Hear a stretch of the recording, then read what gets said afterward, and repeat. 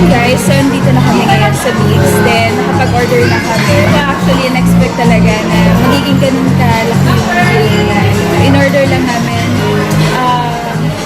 Baby back ribs. Ayun, tapos with rice. So, ipapakita ko naman yung mamaya. And then, aside doon, meron kami, gusto ko kasi try yung fries dahil yun yung favorite ko lagi sa Fries and burger. Fries, burger. Tapos sa burger, pinili niya yung may cheese. Then, I'm sure meron yung gulay. Iba-iba yung concept. Kasi mostly sa Bicol, ang concept na is ala Elvis Presley. Pinagkait ko siguro din yung menu.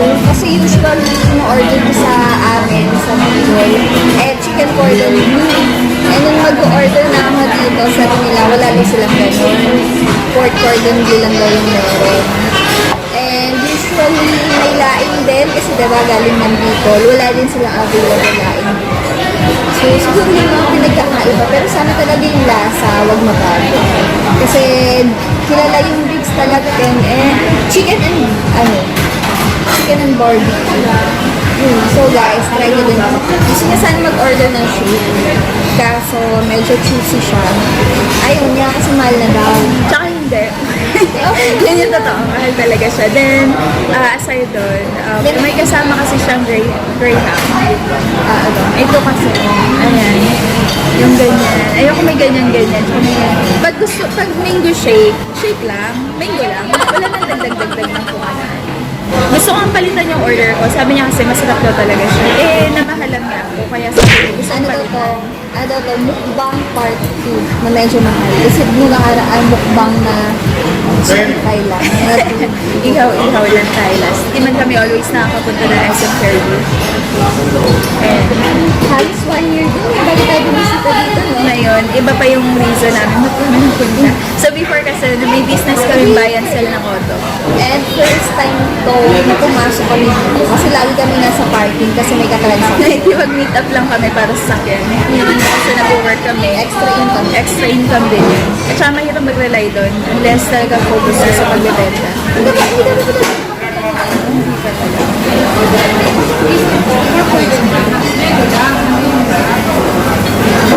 So, pinagkaiba din ang laki ng plato. Ang laki ng plato, diba? And here's mine.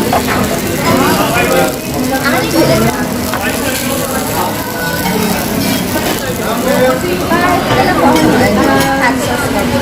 Bangis na ako eh. Ayoko kasi talaga guys na nahahalo yung gulay-gulay sa kinakain. Lalo yung mais. Hindi ko kasi ma-explain. Yung parang makukuha nila lahat yung lasa. Actually, dito ko siya makain ng gulay.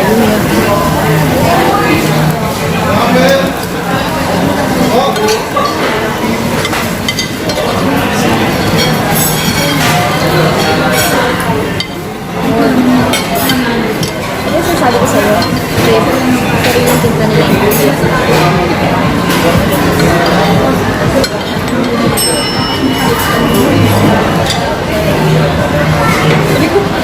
Pasok ko.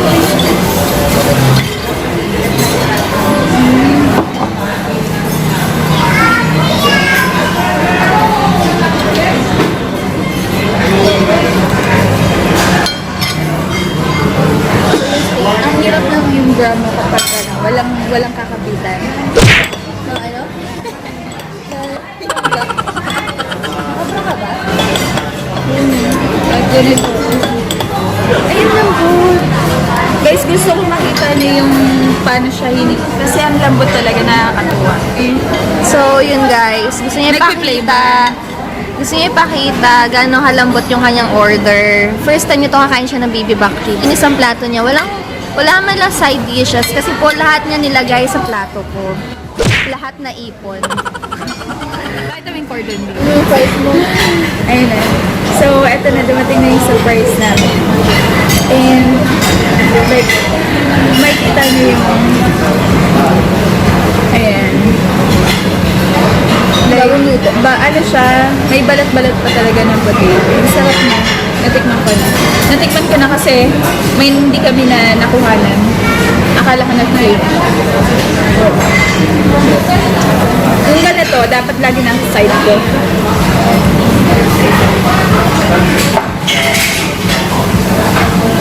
Sa burger, ulitin ko lang. Kasi nga, ulit, hindi ko nakunin. So, ayan. May mga konting gulay lang siya, pero mukhang masarap na yan. So guys, kung gusto nyo rin pumunta dito, saan nga to? SM Fairview. SM Fairview. Ano? Floor. Ground yata to. Oo. Gusto malapit sa grocery.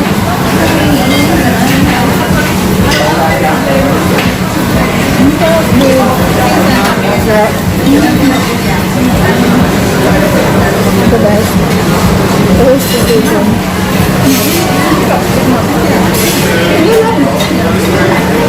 Nakapilip ako natin sa Bicol. Sige, tama lang.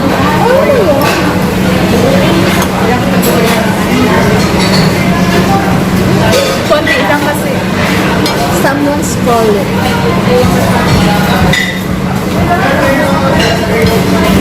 Naghahanap lang yan ng makakausap.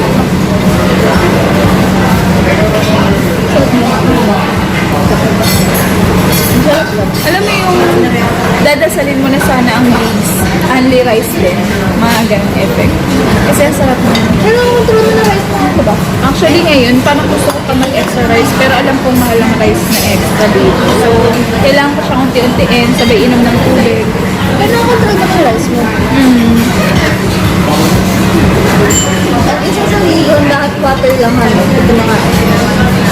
Ang beses na kabusog ka pa nag-order ka ng food or ng soft drinks. So, yun namin ang ubos ng pagkain. Gusto mo ba? Gusto mo ba? Patikim naman ako ng cordon bleu. Kaya nga kita pinatikim eh. Yun ba yung purpose? Oh. Sab.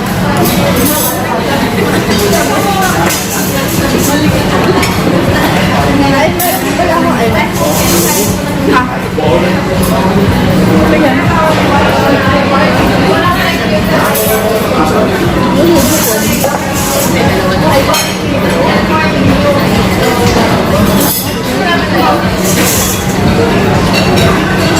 Bakit ng akin ang sip? Konti-konti lang ang sayo ng ramen. Ano lang siguro ako sa akin? Sarap. Masarap.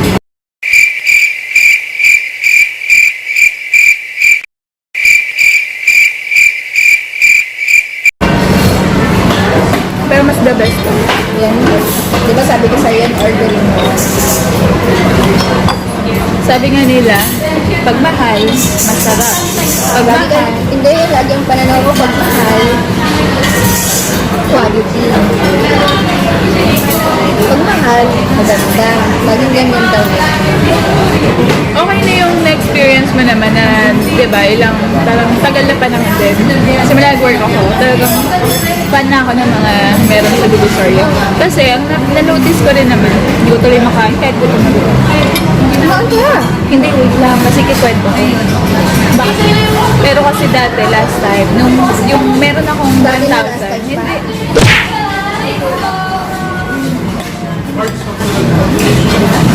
So, tapos, after, pag may sahod ka na, dati, bakit kakalala mo ito, di ba? Bakit kakalala? oo, wait lang. Doon din sa Guadalupe, may market doon sa may Jollibee, sa may Sakayan. Kapag paggabi hanggang madaling araw, may night market sila. So sakto, paglabas ko ng madaling araw, mabutan ko pa yun. Bibili ako matik yan. Yung 1,000 ko, pagkakasyahin ko dyan, at least 3 pair ng 3 damit, then 3 pants. Then, ayun, tuwing ganun yung siste ko lagi, tuwing sahod. Tapos na-realize ko, bakit ganun? Tuwing may mga kausap ako, mga kakilala ko, branded yung mga gamit nila. Parang, yung pants nila, aabot lang nila, pakatagal na panahon, pero hindi pa stress. Talagang may kita mo yung, ay iba pala talaga. Siyempre siya sarili ko lang, sabihin ko sa kanila, na yung pants ko kasi 200 lang to, kaya disposable. So, siyempre sarili ko na lang. Then, hanggang paunti-unti, yung lalo na nagkakilala kami, doon ko na mas lalong inana yung pag-iingat na mag-spend ka na rin naman ng pera. So, siguraduhin mo na lang na pang-matagalan yung binili mo. Parang kami, pang-matagalan.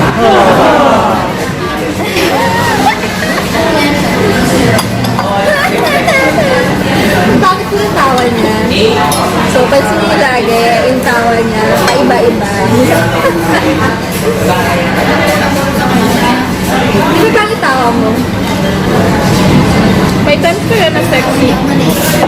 Parang sexy ako. Pero mas may time na hindi. Pag sexy ganito.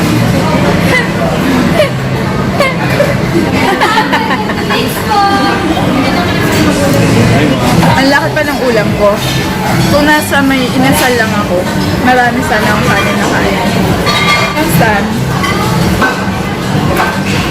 actually, gusto ko siyang balikan para dito. Pero siguro next time, yung pagbalik ko, yung itatry ko, chicken naman. Kasi para at least alam ko kung ano talaga yung the best. Yung barbecue. Try ko rin yung barbecue. So,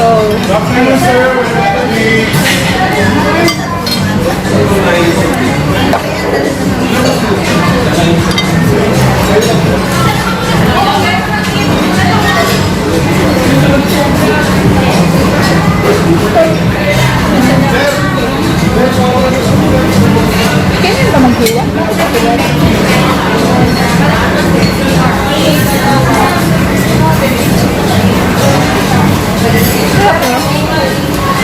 Ang winner neto, sobrang sarap. Bigyan mo na itong order doon.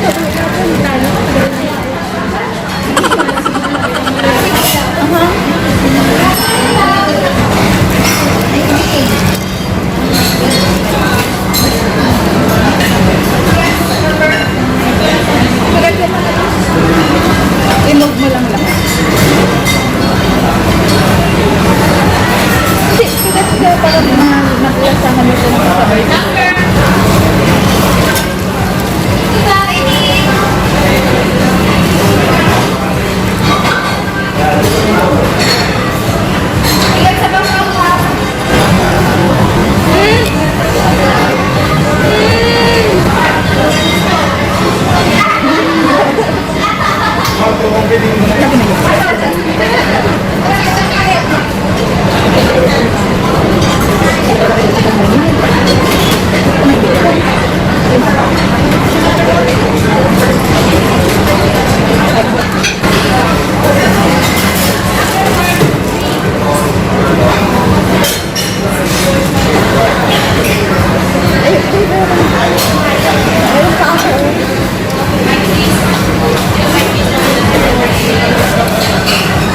Yan ang technique.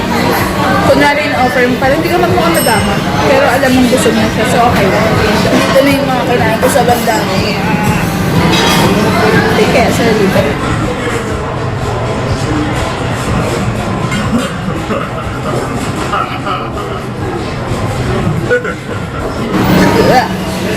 Nakakapisa lang busog. Mas marami akong kinain kaysa sa akin. Obvious naman. Lagi naman.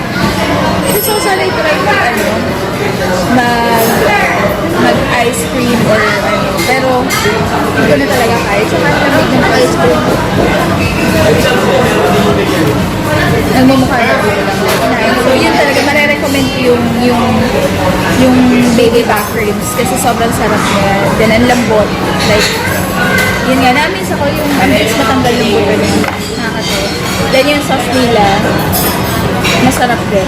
Ayun. So, ikaw, anong experience mo sa vegan? Anong vegan pala? Sarap. So, yun guys. Thank you for watching. Tapos, sana mabisita din kayo dito para ma-experience yun din yung pride ng Bicol. Which is big na. Super proud siya doon.